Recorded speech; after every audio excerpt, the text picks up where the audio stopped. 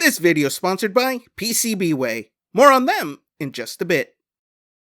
Hey guys, welcome back to Bright Night Tech. My name is Berto and today we are working on part 2 of my 3D printed Dr. Doom helmet. Now last time we got it all sanded and prepped. This time we are going to do some painting and we're going to add some last minute accessories. I'm very excited for it, but enough talk, let's get right into it. Alright, so last time we got this all nice and prepped. We're going to do one more round of sanding and then do some painting. Alright, so this is after the second go of sandable filler primer, when we're just going to go ahead and sand all of this as smooth as we can get it. So let's do a little smoothing montage.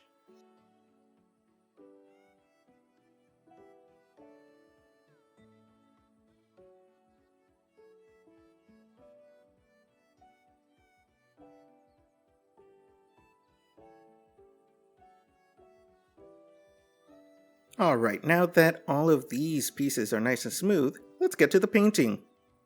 Alright, so what I am going to attempt is I'm going to do a white gloss paint. Now normally I do a black gloss, but we're going to try to get a lighter shade of silver. So this is how we're going to do it once we use that graphite. Now I'm going to use black on the emblem and on the stand, because on the emblem and chain I am going to do some gold rub and buff. So that's how you get that. Alright, this is all dry, ready to go. We're going to insert the magnets while it's in this stage, just like that. And then once we're all done with that, we're going to work on the emblems.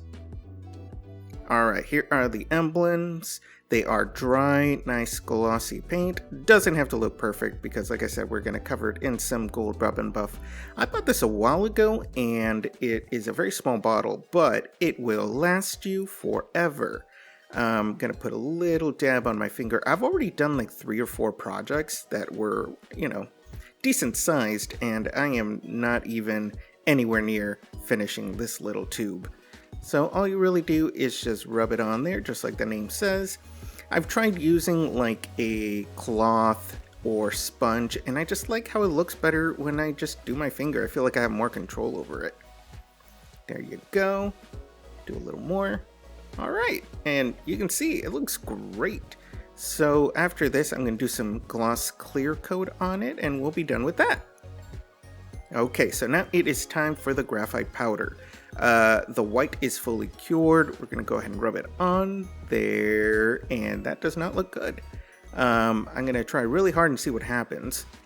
Okay, that did not work. I am not sure what happened. Every time I try to use something other than black, this happens. It just doesn't adhere to it, and I'm not really sure. I'm gonna have to check on that.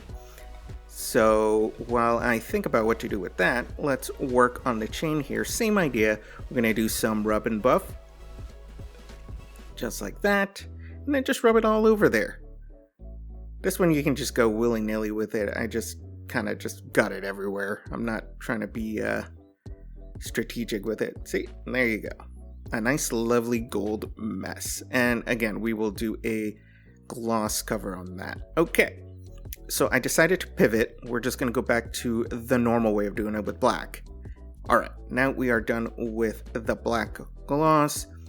I also did the mask again because I wasn't even going to bother with that, and then we will try the graphite. Okay, so this isn't as cured, so that might be what is going on with that. So we're going to go ahead and rub it on there, and yeah, as you can see, it looks a lot better.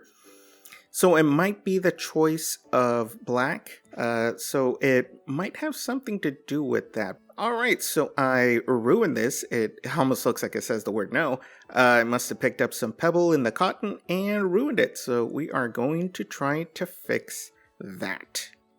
Alright, well I fixed that. Just did some gloss black on that. And we're going to use this green. And we're going to try to paint over it. It's really hard to use these type of acrylic paints on like plastic like this when you're mixing mediums like spray paint. So my idea is I'm going to mix in some Mod Podge and hopefully give it a little more thickness, and it can cover those lines a little bit better and not look as streaky as it does right now. All right, so as you can see, it looks a lot better. It is bloppy because when I tried to just brush it on there, I was getting kind of the same issue. All right, so it has this texture on it. That's fine. It looks kind of cool. We're just going to leave it at that and then do some clear coat later. All right, so I finally got around to finishing the graphite powder. I ended up using a makeup sponge, which works way better than a cotton ball. And basically, I did 10-minute intervals of clear coat and then graphite. And every 10 minutes, I would just keep doing that. And I did that like 6 times.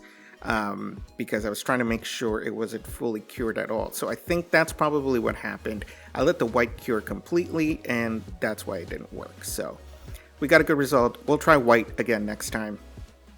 Okay, so the hood. This was kind of a last minute choice, as you guys saw with the emblems. So I bought this. It's like a medieval hood, and we're going to try to put it on him. Here's the stand all dry. And we'll do a gloss clear coat on that as well. All right, so this is what it looks like this. It looks like a hoodie. It does not look great.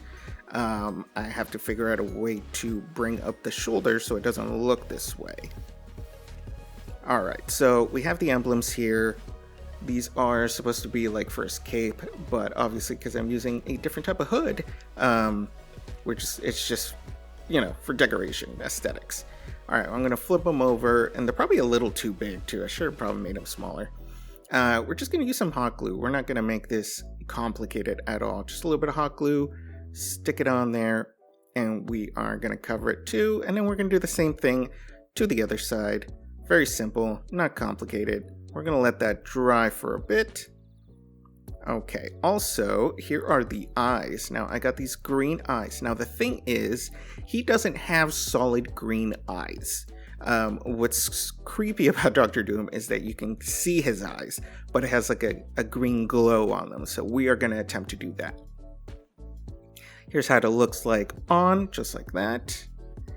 And what I'm going to do is I'm going to put them on top here. So then when I wear it, it's going to reflect that green light down to my eyes instead of being the actual eyes, which I think will look pretty cool, especially for this type of character. Because it's not like Iron Man where, you know, he's wearing like a robotic helmet. This is more of just like a helmet he wears.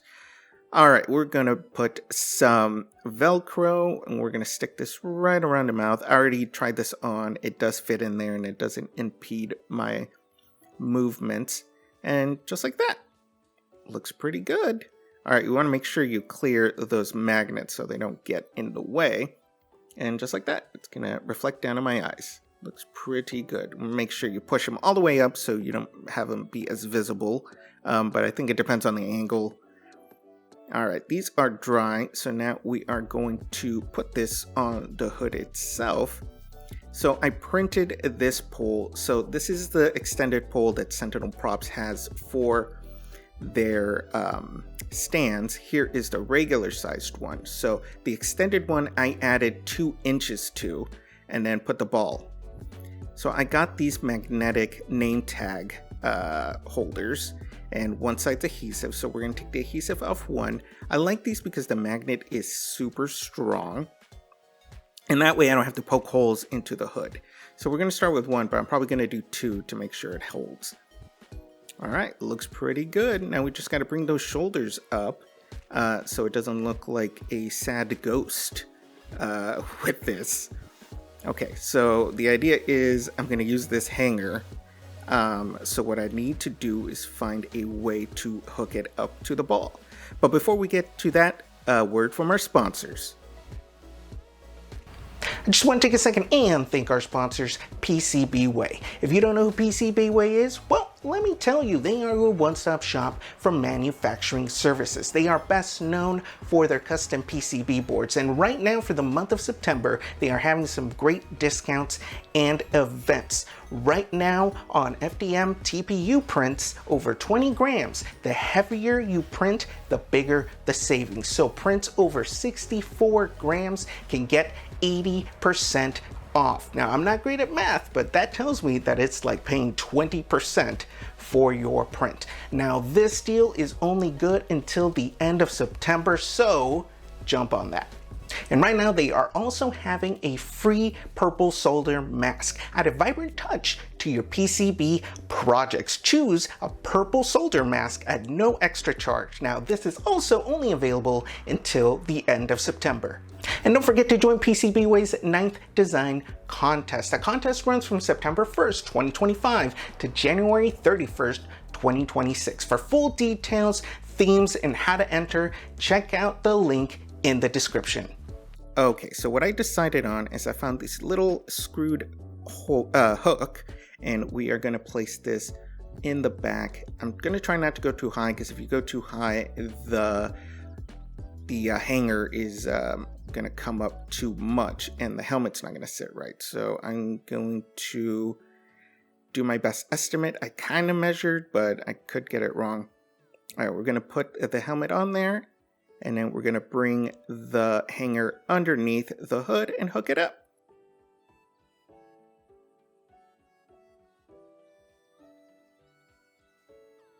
We're going to put that hanger in there so it lifts up the shoulders. But right before you guys see the finished product, let's just go ahead and do the glamour shots.